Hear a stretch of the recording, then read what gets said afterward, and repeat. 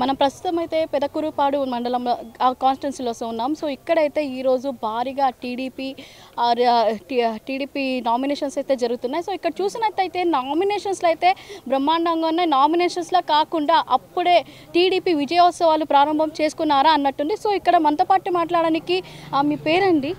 గోనుగుంట్ల కోటేశ్వరరావు, రాష్ట్ర తెలుగుదేశం పార్టీ కార్యనిర్వాహక కార్యదర్శి, మాజీ విభిన్న ప్రతిభావంతుల చైర్మన్ని.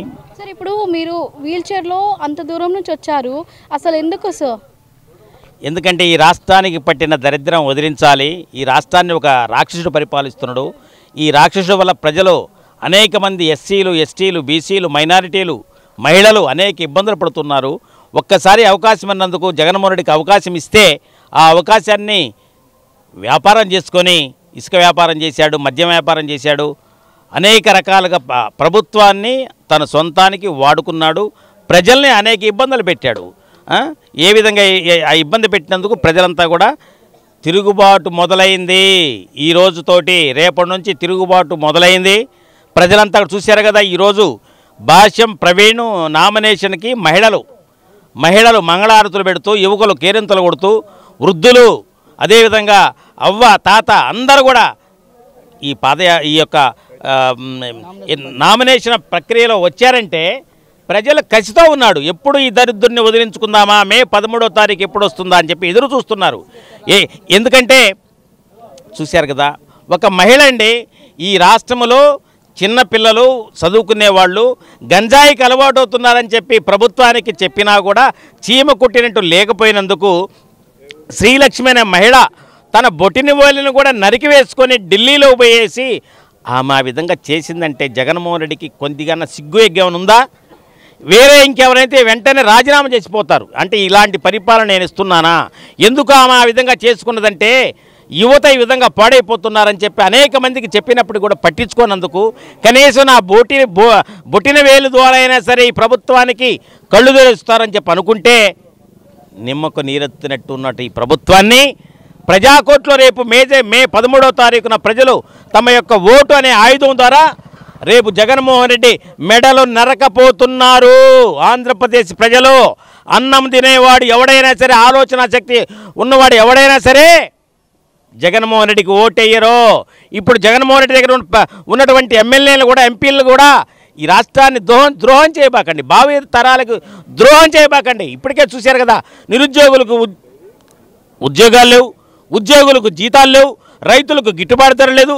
పోలవరం 2022 నాటికి డిసెంబర్ పూర్తి చేస్తానన్న ఎదవా ఈరోజు నరసరాపేటకు పోటీ చేస్తున్నారు. సిగ్గుందా ఎదవా నీకు పోటీ చేయడానికి? నెల్లూరు నుంచి వచ్చి ఇక్కడ పోటీ చేసి పోలవరం ఏమి సాధించావని చెప్పి ప్రజలను ఓటేయమంటారు అని చెప్పి నేను ప్రశ్నిస్తున్నాను. సిగ్గున్నవాడు ఎవడైనా సరే ఆ అనిల్ కుమార్ అనే పార్లమెంట్ అభ్యర్థికి ఎవరు ఓటు వేయకూడదని చెప్పి విజ్ఞప్తి చేస్తున్నాను. సోదరులారా, రైతు సోదరులారా, చూడండి ఇలా పొలాలు ఏ విధంగా ఎండిపోయినాయి చూడండి. ఒకనొకప్పుడు పచ్చదనం ఉండాల్సిన పొలాలు బీటల బారి ఉన్నాయంటే దానికి అనిల్ కుమారు, అదేవిధంగా ఈ రాష్ట్ర ప్రభుత్వం జగన్మోహన్ రెడ్డి అని చెప్పి నేను తెలియజేస్తా ఉన్నాను. మీ అభ్యర్థి ఎవరండి? మా అభ్యర్థి భాష్యం ప్రవీణ్ గారు ఎమ్మెల్యేగా, ఎంపీగా శ్రీకృష్ణదేవరాయలు, వాళ్ళిద్దరు కూడా సైకిల్ గుర్తుపైన పోటీ చేస్తున్నారు. సైకిల్ బ్రహ్మాండంగా సైకిల్ మీద తొక్కుకుంటూ పోతారు రేపు. మామూలు స్పీడ్ కాదు. శంకర్రావు అనే ఇసుకాసురుడిని ఇసుకలో పాతిపెడతారు ఇక్కడ రేపు. ఇప్పుడు ఎక్కడ చూసినా నామినేషన్లు జరుగుతున్నాయి. కాకపోతే నామినేషన్లు అంటే విజయోత్సవాలు జరుపుకున్నట్టున్నాయి. ఎందుకని అంటే ప్రజల్లో తిరుగుబాటు ఇది. ప్రజల్లో ఈ 5 సంవత్సరాల నుంచి జగన్మోహన్ రెడ్డి మీద ఉన్నటువంటి కోపంతో ప్రజలంతా బయటకు వచ్చారు. ఎందుకంటే గతంలో బయటికి రానియకుండా ప్రజల్ని కేసులు పెట్టేసి అణగదొక్కడానికి ప్రయత్నం చేసినటువంటి ఈ దుర్మార్గుడికి చమరమ గీతం పాడటానికి ఇప్పుడు ప్రజలంతా బయటకు వస్తున్నారు. అందుకోసమే ఈరోజు చూశారు కదా, ఎలాంటి ఖర్చు లేకుండా అభ్యర్థికి వాళ్ళంతటా వాళ్ళుగా స్వచ్ఛందంగా మహిళలు చూశారు కదా. ఈరోజు ఎర్రని ఎండలో ఇప్పుడు కూడా ఇంకా ఉన్నారు అక్కడ. ఎర్రని ఎండలో వస్తున్నారంటే చూడండి, దళితులు అని చెప్పేసి దళితులను కూడా మోసం చేసినటువంటి జగన్మోహన్ రెడ్డి చూడండి. డాక్టర్ సుధాకర్ ఏమడిగాడు? ఒక మాస్క్ అడిగాడు. మాస్క్ N95 మాస్క్ ఇస్తే నేను కోవిడ్ పేషెంట్లు చూస్తాను, నేను ప్రాణరక్షణకి ఉండాలని చెప్పి అతను అడిగితే అతని 2 చేతులు విరిసి ఇలాంటి ఎర్రని ఎండలో రోడ్డు మీద పండబెడితే ఏమంటే జగన్మోహన్ రెడ్డి నువ్వు దళితులు నీ దళితులా, నీ బీసీలా?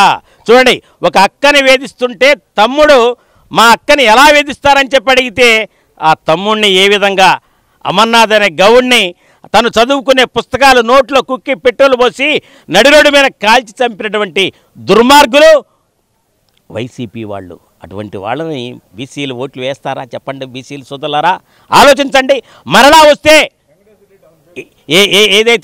ఏదైతే మరలా కనుక అధికారంలోకి వస్తే ఈ రాష్ట్రంలో ఉన్న పోలీసు వారి చేత గంజా అమ్మిస్తాడు.